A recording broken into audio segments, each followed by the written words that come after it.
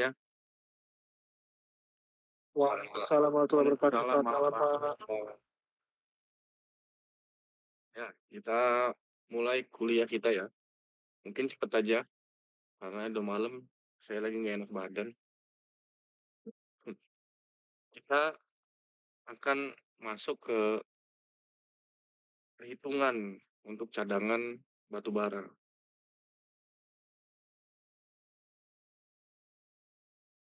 Ya, mungkin di sini nggak terlalu detail dulu ya, karena ini kan baru pertemuan kedua sama saya. Mungkin dasar-dasarnya aja. Nah, yang pertama itu untuk menentukan dalam dalam rangka kita melakukan perhitungan cadangan, yang pertama itu balik ke investasinya dulu. Jadi kalau kalian seandainya mau melakukan apa kalau kata kita tuh spekulasi lah atau lebih dikatakan lebih investasi, itu kalian harus tahu perhitungannya seperti apa ya. Jadi nggak cuman kalian ya maaf ngomong kayak MLM lah, naruh dana duit gitu jalan sendiri nggak gitu. Jadi harus realistis ya, harus tahu datanya bagaimana, seberapa besar cadangannya, sehingga investasi yang kalian lakukan itu tidak sia-sia ya seperti itu. Nah, sudah itu kembali lagi ke perencanaan tambang ya. Bagaimana merencanakannya? Tidak bisa hanya sekedar gali-gali saja. Kalian harus lihat target produksinya berapa banyak ya. Sudah tuh merencanakan desain tambang yang efisien ya. Contoh, lahan kalian itu di blok A, permulaan tambang itu 100 hektar. Ternyata banyak patahannya, sehingga kalian tidak bisa melakukan penambangan secara optimal, secara efisien, yang mengakibatkan uh, cost meningkat dan pendapatan menurun. Sebenarnya banyak metode-metode untuk mengakali patahan tersebut, cuman karena kurangnya perencanaan yang mantap, sehingga uh, apa kalau kita bicara tentang keuntungan itu sangat sedikit seperti itu. Nah, terus ada lagi namanya regulasi. Ini anak-anak kalian nih kalau misalnya pengen lari ke kementerian, ya, Kementerian SDM. Saya nggak mau Pak kerja di tambang, capek. Saya mau jadi pegawai negeri, pengennya di Kementerian SDM. Ini urusan kalian, regulasi, ya. Kalau di mineral itu ada JORC, tapi kalau di batu bara itu lebih ke FS dia. Sebagai dasar untuk kalian membuat IUP, ya, IUP kalian di wilayah izin usaha pertambangan kalian. Nah, setelah 3 hal tadi dipenuhi, ya, kalian harus bisa meminimalisir resiko, ya, resiko. Jadi pernah ada kejadian di kalau nggak salah itu di Adaro, kalau nggak salah itu 2018. Itu tanggulnya jebol, jadi air sungai itu masuk ke dalam front, ya kan? Memang tidak ada korban, namun yang terjadi di sana itu penambangannya terhenti. Sudah diminimalisir seminimal mungkin, sudah diawasi seketat mungkin masih terjadi jebol, sehingga air sungai yang jumlahnya unlimited masuk ke dalam tambang. Siapa yang mengurasnya? Ayo, nggak ada yang bisa ngurasnya. Yang ada apa? Tutup. Bayangin, jutaan kubik air masuk ke dalam tambang. Paling menyelamatkan alat-alat saja. Kalau untuk tambangnya udah nggak bisa selamatin lagi. Nah, seperti itu. Ya. Nah, terus kita masuk ke dalam perhitungannya. dalam menghitung cadangan, ya, tidak terlepas dari batu bara saja, mineral juga seperti itu. Kalian harus tahu luas areanya berapa banyak, tebal lapisannya berapa. Yang tebal lapisan ini nih bukan hanya sekedar batu baranya saja, tapi kalian harus tahu, harus bisa menghitung UB juga. Karena nggak mungkin kan tiba-tiba batu bara itu di atas permukaan, nggak mungkin, belum ada itu.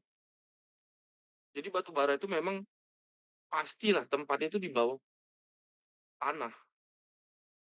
Ada, hanya outcrop. Outcrop itu bisa dikatakan salah satu singkapan yang timbul ke atas karena geseran lempeng. Dan itu tidak di semua wilayah ada.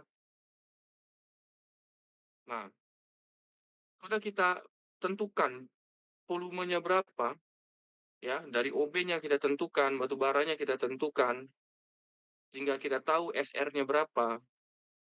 Kita harus tahu densitasnya berapa sih batu bara ini, ya. Kalau dia semakin besar garnya, maka dia semakin berat. Kalau garnya semakin kecil, dia akan semakin ringan. Bisa di angka 0,8, 0,7, bisa juga 0,9. Nah, ini kita ambil contohnya itu di 1,3 per meter kubik, ya. Nah, jadi kalau seandainya kalian nih ngegali 1 meter kali 1 meter, itu beratnya di 1,6 ton, 1,3 sampai 1,6 ton. Nggak bisa kalian samakan kayak air. Kalau air densitasnya 1, ya. Jangan kalian samakan. Itu berapa itu beratnya batu bara itu? 1 ton, Pak. Salah. Ada yang sama, tapi rata-rata tidak sama dengan berat jenis air. Berbeda. Bisa lebih ringan atau lebih berat. Dominannya lebih berat. Di Sumatera Selatan seperti apa, Pak? Sumatera Selatan itu lebih cenderung ke berat. 1,1, 1,2, jarang tapi yang 1,6. Itu biasanya metantrasit. Nah, sudah itu kita masuk ke recovery. Ya, sudah kita ketahui volumenya berapa, densitasnya berapa, kita masuk ke recovery. Presentasi batu bara yang secara realistis dapat ditambang dan dipulihkan untuk open pit, ya. Itu di angka 80-95%. Kok 80-95%, Pak? Iya, ditambang itu losisnya boleh sampai 20%. Contoh, kalian kerja di tambak, cadangan kalian 1 juta, seandainya nih 1 juta, ya contoh. Itu yang bisa dilaporkan boleh di angka 800.000. Nggak mesti harus 1 juta, nggak ada.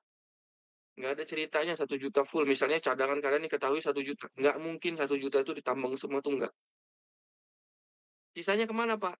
Nanti kalian tahu sendiri sisanya kemana. Kerja aja dulu, baru tahu kalian. Itu kalau tambang terbuka. Kalau tambang bawah tanah, kok makin kecil, Pak, ya? Iya. Kenapa? Terbatas karena ruang gerak alat. Kamu nggak mungkin kan masukin HD 785 Komatsu dalam tambang. Nggak mungkin. Pasti alatnya lebih kecil lagi. Nggak mungkin alat sebesar itu kamu masukin ke dalam tambang. Apa yang terjadi? Recovery-nya kecil. Makanya tambang bawah tanah lebih cenderung digunakan untuk mineral yang berharga. Emas, tembaga, perak, bukan untuk batu bara. Ada, tapi jarang. Dulu ada. Kalau setahu saya dulu ada di Sawalunto tuh ada. Tapi sekarang itu sudah tidak operasi lagi. SR, kita masuk ke SR, ya. Perbandingan rasio yang saya sebutkan tadi. Kalian hitung volumenya itu kalau satuannya BCM, ya. Jangan kalian salah. Kalau batu bara ton, kalau OB BCM. Satu vessel, ya satu vessel, kalau bahasa itunya bucket, satu vessel itu. Satu vessel itu kalau untuk PC 1250, anggaplah di ya anggaplah 1 ton lah. 1 ton itu untuk kalau berat jenisnya 1 nilainya. Tapi kalau seandainya di angka 1,3, kalian saja, ya kan? Berarti 1,3 ton. tapi dalam bentuk BCM dulu. Kalau jadikan ton itu beda lagi, nanti ada perhitungannya, ya. Nah, terus kita masuk ke data yang bakal kamu lakukan sebagai laporan ya. Kak, kami ada pelajaran tentang Mindscape software. Apa yang akan kalian masukkan ke dalam software itu? Ini data pengeboran, data bor, titik-titiknya, koordinatnya, kedalamannya. Itu yang kalian masukkan. Sehingga bisa diketahui, oh sebarannya arahnya ke sini loh. Strike-nya seperti ini, dip-nya seperti ini. Jangan terbalik-balik, ya.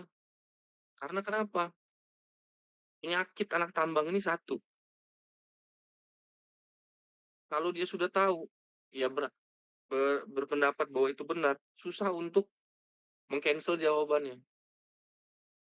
Kalau kita mau berkembang, ya, kalau kita mau maju, kita harus bisa menerima apapun itu.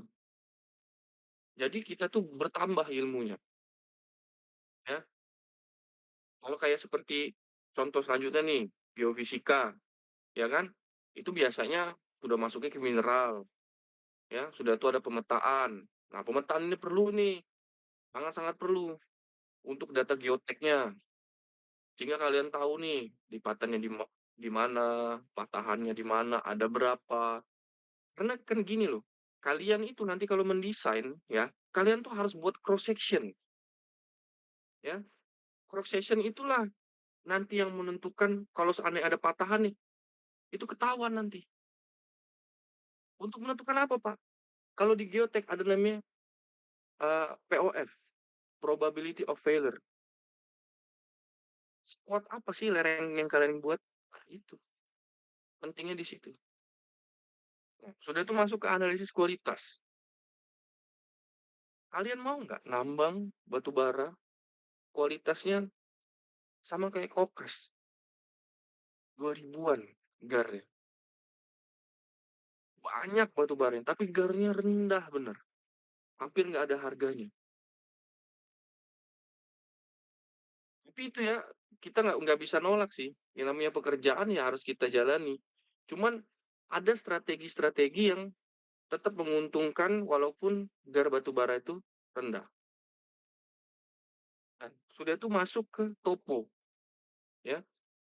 Topo ini kalau kita berbicara tentang desain, ya, di Mindscape, inilah induk dari segala induknya. Patokan kita, ya.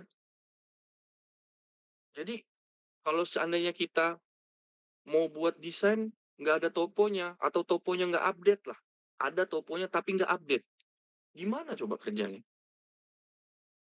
Jadi kalian kalau misalnya nanti bagiannya di junior mind plan lah, kalian harus minta dengan anak survei, ya, survei itu toponya yang terbaru. Nah, biasanya kita tuh selalu ribut dengan orang survei karena mereka tuh kadang-kadang pelit untuk meminta peta dem itu. Mereka tuh kayak apa ya? Kayak mereka tuh mau menonjol sendiri. Saya salah satu orang yang kurang setuju dengan orang-orang survei.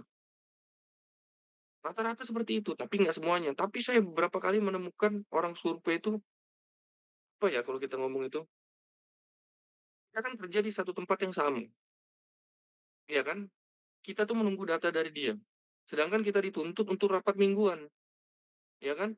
Nah, di rapat mingguan itu kita dituntut untuk apa namanya menampilkan kemajuan tambang kita di minggu berikutnya. Sedangkan eh, peta topo yang kita punya itu 2 minggu yang lalu. Gimana coba? Itu banyak sekali kejadian seperti itu. Nah, kalian harus keras ya kalau masalah itu. Jangan sampai kalian jadi bulan-bulanan orang survei. Jangan mau.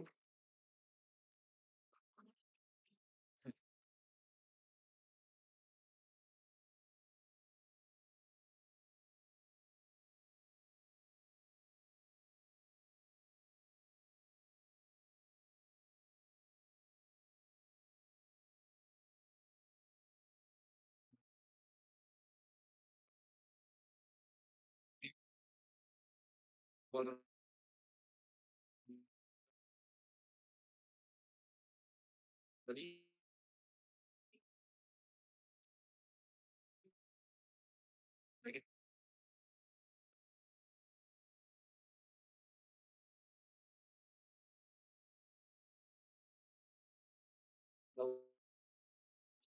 masuk batu bara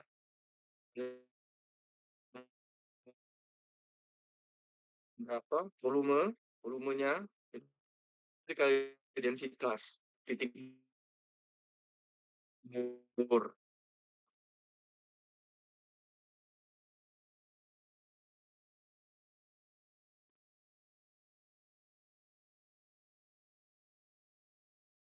Menggunakan metode cross section.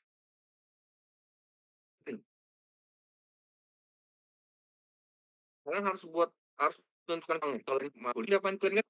Halo, halo, halo, halo. Ya, kalian sudah kuliah main plan belum? Mohon izin Pak, suaranya nge-lag Pak. Oh, nge-lag ya? Sinyal saya. Enggak, kalian sudah mata kuliah main plan sudah kalian ambil belum?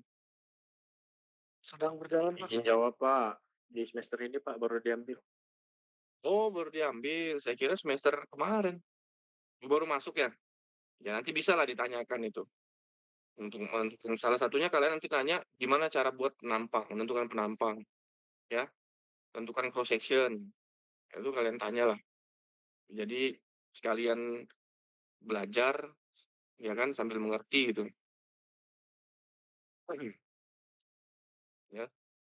Nanti angka permodelannya ya kan, permodelan geologi, areanya, volume, ya kan sudah termasuk konversi dari tonase in situ, sudah tuh tonase yang bisa ditambang.